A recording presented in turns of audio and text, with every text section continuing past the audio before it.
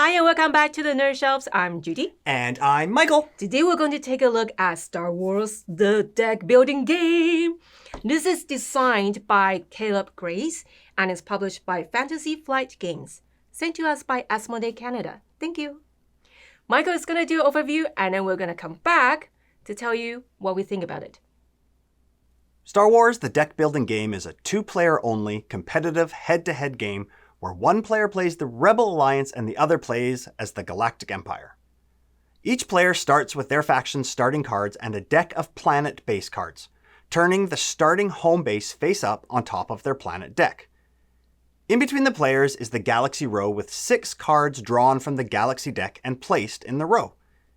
The Empire cards are turned facing the Empire player, the Rebel cards turned towards the Rebel player, and the neutral cards are turned sideways so both players can read them.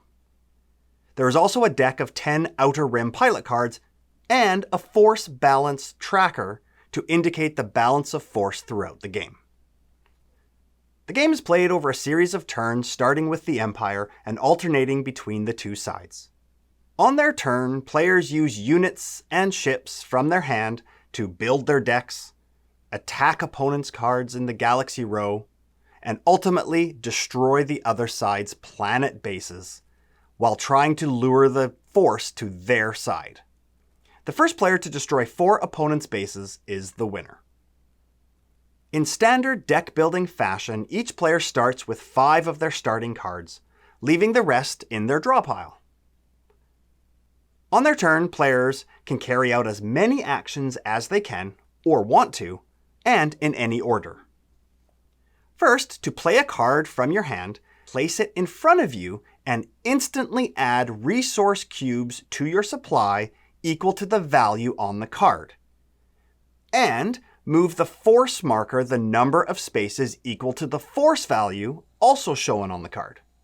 Once a unit card is placed, it is in play until the end of your turn, while capital ships stay in play until destroyed. You can use resource cubes in your supply to purchase neutral cards or cards of your faction from the Galaxy row. The cost of each card is shown on the top left of that card. Pay for the card, then place it directly in your discard pile. The Galaxy row is then instantly replaced with a card from the Galaxy deck and again oriented towards the correct side. Some cards have special abilities that you can use at any point on your turn, but can only be used once unless indicated otherwise. Turn the card sideways to indicate that that ability has been used. This card is still in play and can be used for attacks later, but only if they have an attack value. Units and capital ships can be used to attack opponents' bases, while only units can be used to attack enemy cards in the Galaxy row through either a sabotage action for the Rebel Alliance or a bounty hunting action by the Empire. These are essentially the same action, but thematically they're called sabotage and bounty hunting. Before attacking, you must commit your cards to that attack. You can commit unit and ship cards to attack your opponent's base by grouping them together and indicate you are doing so.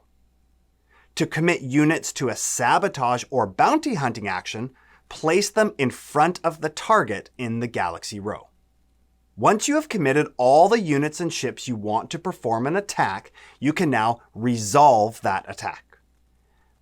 When attacking an opponent's base, total the attack values committed to that attack and add purple damage tokens to the opponent's base. All damage must first be dealt to any capital ships in play before being added to the planet base. If damage is equal or greater than the hit points on the ship, it is destroyed and put in your opponent's discard pile, and all remaining damage tokens can be placed on other ships or the planet base, but only if all ships have been destroyed. Damage tokens remain on the ships and planets until they are either destroyed or repaired by some card effects. If you destroy an opponent's planet by adding damage tokens equal or greater to its hit point value, You get that card and keep it face down on your side of the force balance tracker. To resolve a sabotage or bounty hunting attack, the target value of that card is written upside down facing you so it's easier to read. Damage tokens are not used because the total hit point value must be dealt at the time of attack. If the card is destroyed, you receive the reward, if there is one, printed on the card, and it is then discarded into the Galaxy Row discard pile, removing it from play. Then the spot is replaced by adding a new card from the deck. Once you've done all the actions you can or want to do, discard all of your unit cards and any cards left in your hand. Place all of your capital ship cards in play in front of your planet base, turning them back if their abilities were triggered on your turn. Return any unused resource markers back to the main supply, and redraw 5 new cards from your deck. Just like any typical deck building game, if you do not have 5 cards to draw from, draw what you can, then reshuffle your discard pile and keep drawing up to 5. When you start a new turn, if your planet base was destroyed, look through your deck of remaining planets and choose one to reveal as your new base. If the balance of force is all the way to your side, collect 1 resource cube, and finally gain any resource cubes for each capital ship you still have in play. Then continue your turn as normal. Play continues back and forth until one player has destroyed 4 of their opponent's planet bases. The game then ends immediately, and that player is the winner. And that is Star Wars, the deck building game. Now, I'm totally invested in the Star Wars franchise, so I'm probably going to be biased. So you're not? So should I start? Yeah, let's start with you. What do you think? Okay. It's a theme that I'm familiar with, but I don't really know all the characters. Some, I know some. I'm sorry if I offend you. Some I don't know. So it's really interesting to look into those. A new character came out and I went, I know that now. Yes. It probably doesn't help the game when every new character and every planet comes up. I tell you a 15-minute story about it. It is so fun. I think everyone knows this game, right? Yeah. I think the whole game design is brilliant. It's deck building game. So you start with small and then you get more cards. During the game, you can get rid of some cards, which is beautiful. And I just love to do the battle and get your planet out of there. Well, that's like, although you're very good at, it's the whole object of the game, but it's kind of fun, isn't it? Yes, I love this. I love this. I mean, it's basically Star Realms. I mean, it's the same mechanics, it's the same DNA as Star Realms, but it just adds some Star Wars specific elements to it, like the Force, if the Force is with you, or if it's on the light side or the dark side, which is pretty cool. And I thought all the characters were really thematic. I thought that was really, really cool. Like when the Jawas came out, and you get to look through the discard pile to purchase one of the ships or something. That's such a Jawa thing because that's what they do. Is it's very thematic. They look at scraps and things, and really cool. The other thing that I really liked about this game is I really love that some of the cards are Rebel Alliance, some are for the Empire, and some are neutral. And I thought it was really clever how if the cards in the Galaxy Row are for the Rebels, for me to buy, the bottom of the card is for you to look at, to put a bounty on. So the text is upside down so you can see it on that side of the board. I thought that was a really brilliant. Really neat little it's just one of those things that they didn't have to do, but they did. And it's a detail that they actually consider, and that's really cool. Exactly. It makes the game really awesome. They didn't need to put a lot of components in there. No. The simple track to show the force. Yep, the force track, the layout of the deck. Yep.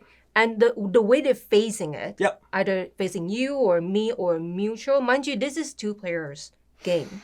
So it's very simple and you can take it anywhere you want. Yeah. Although there is one downside I have to say, and I'm sorry. Okay. Yeah. I'm very honest about my opinions. I think it would help if there is a player mat. Because during the game, you have to play your card and decide if you're going to battle. Yep. Or if you have used some of the ability already. Yeah. Without the play mat, you kind of forget where you are. Yeah, that is a little bit more confusing. Like, because if you want to commit some of your troops or some of your units to, if I want to commit them to attacking your planet, or if I want to commit them to a sabotage or a bounty hunt, Yes. they go in different spots, and then when they've completed it, you have to move. Yeah, that was a little bit confusing. And the other negative I have, little bit of a negative, was on each card, the icons that show their attack value, how many resources they get, and their force, So tiny. so tiny. But they're in the same spot in every card, so you get to know that. But it's really, really, really small. The other text on the cards are fine. Like the numbers are the value of them, nice and big. And yeah, they're easy to recognize. Yeah. But other than that, the whole game was beautiful. It's just really fun. Yeah, very thematic, which I really, really liked. So, final thoughts. What do you think? I enjoy it a lot. And I think the more I play it, I might not even need a playmat because I'm familiar with what I'm doing, where I'm putting it already. So that part, I just need to play more times. Yep. Yeah, so overall, I really enjoy it. And I think it would be a easy 7.5. 7.5. Woo! That's great. Yeah. So for me, I mean, the more you play it, it's just like Star Realms. It's supposed to be quick. Yes, it's very just quick. You build up your deck as quickly as you can, and then you just start attacking the planets. Yes. The first couple times we played it, it took a little bit too long, which I didn't enjoy it as much because it was taking too long. But we were just learning the cards and getting to know everything. But it's meant to be super quick, and the more we play it, the faster it will get. Yes. For that, only being about a half an hour game, perfect. I love it. Yeah. 7.5, except... I think the more I play, it might advance to higher. Sure. Yeah. Fair enough. But I would say the gameplay is 7.5. But because I'm a total Star Wars nerd and I love Star Wars and I love... Who doesn't? I loved the implementation of the characters into the gameplay. I thought that was integrated really well. So I'm actually going to bump that up right now to about a 7.9. Wow. Yeah. And it's something that you can easily say, hey, do you want to play just like 30 minutes? Exactly. A nice little filler game. Yes. So that is even better, right? Yeah. I love it. Absolutely. Yeah. That's what we think. And if you like this video, go ahead and hit that like button and leave comments below. We'd love to hear your thoughts on this Star Wars game, other Star Wars games, deck building games. Star Wars games. Yeah, just let us know. And if you haven't subscribed yet and you like the videos we put out, go ahead and hit that subscribe button. Until next time. Go ahead and get another game off of your nerd shelves. Take care. Bye.